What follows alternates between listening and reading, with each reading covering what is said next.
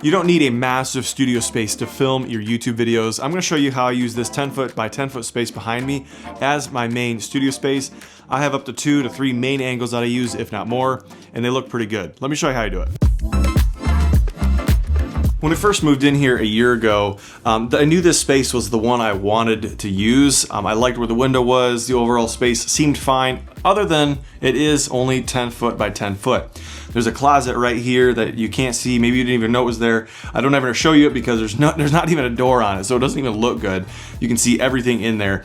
So I can't shoot that way, that's not a good backdrop. So it now leaves me with 1, 2, and 3 back walls that I can use as basically my background. I knew I wanted to use the window behind me. I like using natural light either as a key or as a kind of a backlight. I also think that when you have a window behind you and you can expose well for your talent, in this case that's me, not saying that I'm the talent, but you get the idea, that you don't know that maybe there's another window here. And so that light that's lighting me right now, that could be another window. When you already see a window in frame, it kind of makes you think, well, there's probably another one off to the side as well.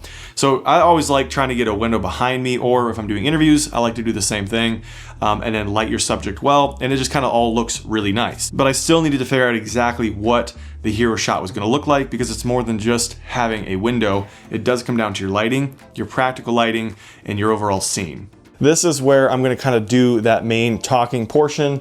And I know I've got my computer screen back here, and I've got some of this other, extra stuff around here. So from that point, it was basically starting to build what I wanted the frame to look like, what I wanted in the shot, and what I didn't. First thing I'm gonna do is set up the camera for that hero shot. Okay, next is to get the light in place. And I bring this right over here. I have the iFootage, like 60 watt light with a lantern. And this is an incredibly small light, which is perfect for this space. Okay, I turned off all the lights actually because I want you to see what this room looks like without any lights on. There's nothing, there's no lights, it's all natural daylight. And I'm gonna first start by turning on some of the practical lights. All right, now let's turn on the key light. And I'm gonna move this really close to my main camera. I typically try to get this key light to be almost as close as I can to me without being in frame. And you raise it up just a little bit. I want it to light me obviously really well without being in the shot. All right, kind of see you got the practical light here, kind of got this one peeking over my shoulder, and then we kind of got this LED panel that's kind of lighting up the corner over there a little bit. Again, this window's a little bit more blown out right now than I like, just because of the time of day. So that part's, a little annoying. What I want to do eventually, and I actually have this, so I just need to do it, is take a shower curtain and put it inside there to diffuse that a little bit more, so that way the exposure isn't quite so hot on the window. Okay, I turned all the lights off, and I'm going to turn them on, and you can see the drastic difference the practical lights and of course the key light make. All right, and just like that, you can see the absolute difference from no lights to all lights. The key light is, again, just a lantern on a 60 watt light, and then I've got the practicals. The other thing I'm doing that is a conscious decision, it's very intentional, is I actually intentionally made the screensaver on my computer to be a very blue tone. It's something from like Yosemite in the wintertime, and then I also wear blue a lot. I think that way you get the teal and orange kind of combination between the lights. My desk is kind of a warmer color, but then if I have the screensaver be blue, I'm wearing blue, it just kind of accents and complements each other really nicely. So that's kind of like the main hero shot, the first one that I tried to establish when I moved into this space. But there was another angle that I kind of like to use sometimes, and that utilizes a bit of the corner and both walls leading into it. When I'm shooting into a wall or any kind of backdrop, I don't really like to use just a flat wall. I like to point the camera a little bit into the corner to get both walls coming together. It gives a little more dimension and character to it. So that's kind of what I tried to do, was shoot this way, utilizing the window still, but a little more of this wall directly behind me. So for this, I usually put the chair somewhere right around in here, and then the camera is gonna go probably right about somewhere in this area. Since this is kind of like a hair light and it is favoring kind of the right side of the chair or my left side, I'll probably put this opposite it. So that means that the key light would go on this side, since we have kind of our hair light or window on this side. One reason I'm kind of using like one light for my key light instead of like multiple lights is partially because of the space. I would like to get a better setup to where I could have a better hair light that's maybe mounted from the ceiling. But I kind of like the practical lights going on, and then with the key light, it works pretty well, and I think it looks pretty decent. Again, there's always things I could improve. This is kind of what I'm running with right now. All right, and this is kind of my other angle here. Again, utilizing some of the window and then some of the backdrop over here. What I would probably do as well is move some of these things over, kind of cheat them into the frame just a little bit so they're seen. This practical, move that in just a little bit, something like that probably. And then got Josh Allen, gotta have Josh Allen in there because go Bills. But that would be this shot right here.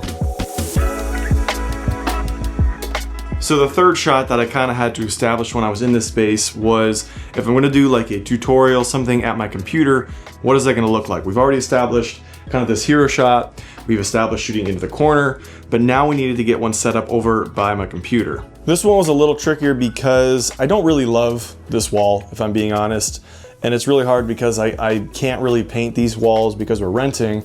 And so I have this shelf here that's got a bunch of like photo gear, old lenses, vintage cameras and stuff that I'm kind of using kind of to break up the backdrop when the camera's pointing this way, because I want to put the camera right here so that I can sit at the computer and do what I need to do tutorial, but then have the camera sitting here pointing this way, trying at the same time to avoid this nasty closet. So I basically just squeeze this camera into this corner. All right, and then I turn this over to where my frame is like just past the closet, so you won't even know it's there. I actually like to take this light and kind of put it right here, kind of break up the edge, give a nice warm touch.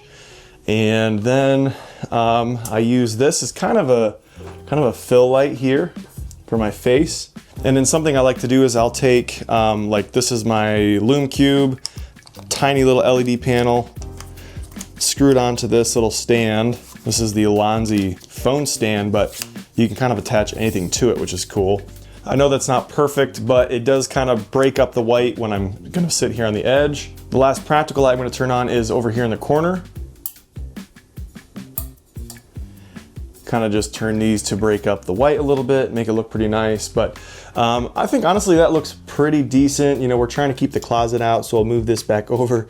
Right about there looks pretty decent. All right, I think I am going to move this key light over here just to aid a little bit in the light. Yeah, I think that definitely helps a little bit. So if I'm talking to you like this, that's kind of what this is gonna look like, but then I'm gonna do a tutorial on something with my computer. But this is kind of the overall setup with the lighting. I'll turn the lights off, you can see what it looks like, and we'll turn it back on. Here's lights off, here is lights on. Not bad, not bad. There are some more things I want to continue to improve. This is not a final setup per se. I want to say check back with me later this year. This will probably be even more improved, but this is kind of where I'm at right now, having not moved in too long ago.